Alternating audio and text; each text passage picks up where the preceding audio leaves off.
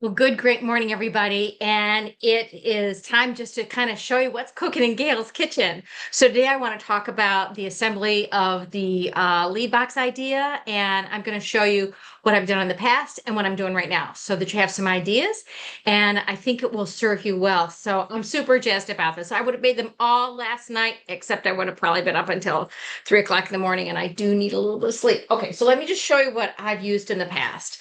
Okay, and I have 4 or 5 of these left that I'm going to place.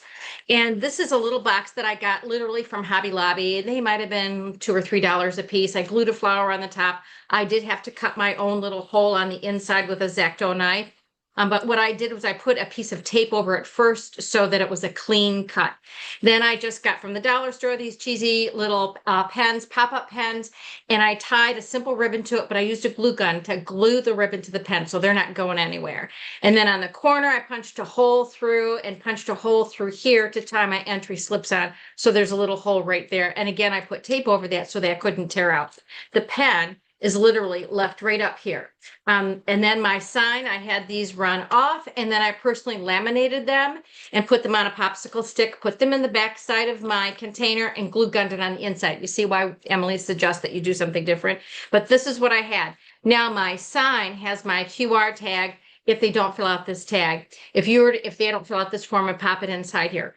Okay, so my QR tag actually is a Google form that is the same information that's on here. I just did it in a Google format. And yeah, so that's been in existence forever. And I also glued a rock on the inside because these are extremely lightweight. So I glued a rock down so it has a little bit of oomph to it.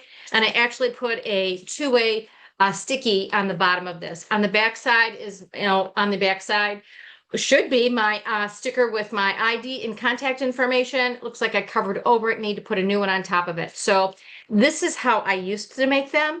But if you want to be artsy fartsy, this is something to consider. Oh, and these, I bought a whole bouquet of these dollar store flowers from, of course, the dollar store. So that's one way of doing it.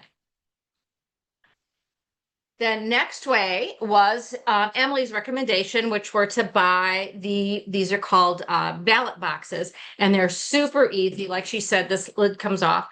So what I chose to do, and let's just talk about all the supplies you need to have. Two-way tape, Dollar General.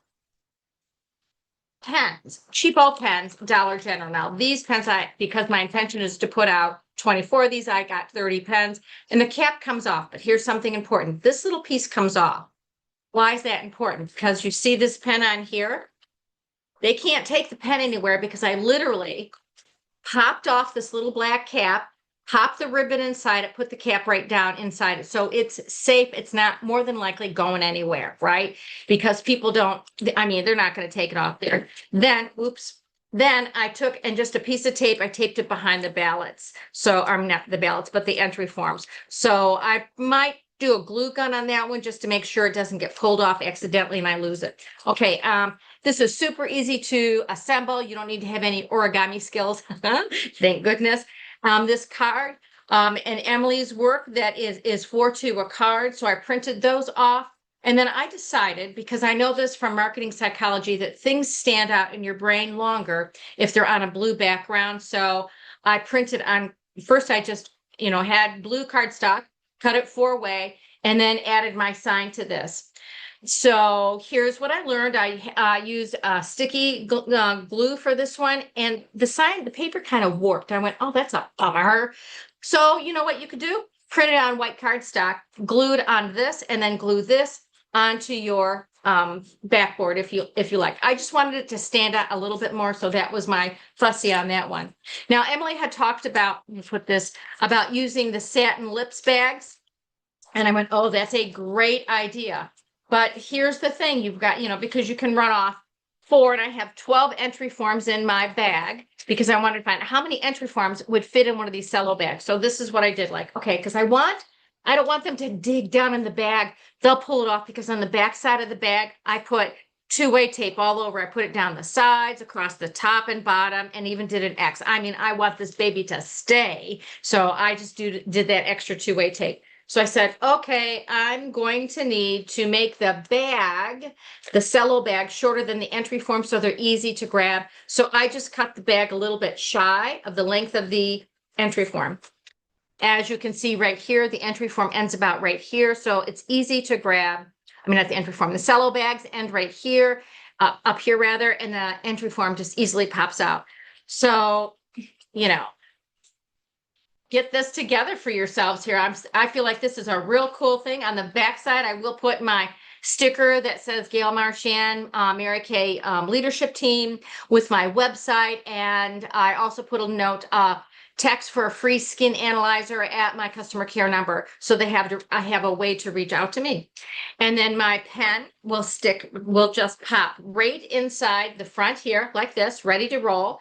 So when people fill out the entry form, they just fold it and pop it right in here. And then I'll make a note here. I'm going to actually code all of mine. I'll put a number on the back of each of my boxes. So I will have a code where that box is and what box number it is. So one, let's say it goes to Sally's Bakery, and I'll have in an actual journal. And you could pin this in your cell phone so you know where you're going to place them, but I'm going to put this in a journal just in case I make a digital mistake. I have a written version of where my forms are, where my lead boxes are. So that's everything I've got on the lead box program, but I want to encourage you to order these from Amazon. I think I ordered them on, I don't know, maybe last Friday or Saturday, and they arrived on Tuesday and started the assembly process. And yeah, I'm excited to get these out. Now that's one of the ways that I'm going to be doing lead generation.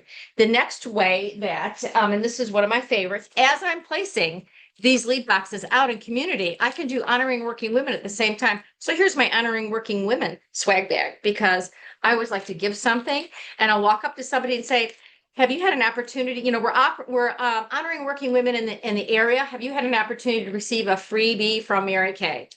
And inside my bag, and this is just these simple plastic bags we get from Mary Kay. I literally tape this side of it. So inside, just so you can see what I've got in here. Come on, open up tape. And I like to make these 100 at a time. I have a charcoal mask, and then I have my blessing card. And it looks like I need to put my updated updated information in here. And I'll post a copy of this in Board, so you can see what it looks like. And this is a QR tag that takes them to my website, and it says get $5 off your charcoal mask or $10 off a charcoal mask by registering at my website. Now, I will tell you, I've never had anybody do this, but since I have all of these cards written up, I'm using them up before I change my plan and do something slightly different. So I made a new identification card down here that gives them my name and my phone number. If they decide to bypass the whole get a $10 off a charcoal mask, right? I know it seems kind of generous, but you know what? I want leads to be reaching out to me. So that's what I'm doing. So those two things go in a bag. It's been taped over. And then instead of using the honoring working woman form, because that means I have one more form, I'm just going to use the enter to win. And it'll be something like this. Hey, I'm Gail with Mary Kay, and we're honoring working women in the area. And we just want to be able to gift you with a freebie from Mary Kay and invite you to enter a contest to have a chance to win a complimentary facial from Mary Kay. Are you game? And I give her this. First, I give her this. She fills this out, and this is for you. And I'll be in touch. And that's all there is to it. That's how simple it is. At least that's how I've done it. And, Emily might have some other ideas. Perfect. But this is how I've done it. And I've got scads, tons of leads from doing this over time. So my goal is to have 100 of these made up. I'm not quite there yet because I need to add my labels to some of them, but we're getting there. And then I will just keep these in my purse. So when I'm out for dinner, when I'm out shopping, when I'm out placing lead boxes, and let's say I go into a boutique and there's 3 or 4 employees there, I'll say, oh my gosh, I'm so excited that you guys are all here. You'll have an opportunity to be part of my honoring working women. This is what we're doing. Hi there. This is what we're doing. We're honoring working women in the neighborhood. And could I leave this right over there on your counter? This gives your customers a chance to enter to get some freebies. Would that be okay? So I do that. And then I say, these are the honoring working women things. Do me a favor, fill out this little coupon. And guess what? You have a chance to win some freebies from Mary Kay. Right? And then I pass these cards out to each one of them. And then I'll say, and I'll be in touch. Thanks so much for helping me honor working women in your area. So the lead box is placed. So I'm really doing two things at once here. And it's just enough excitement. They're like, oh, cool, I'm going to get something free from Mary Kay.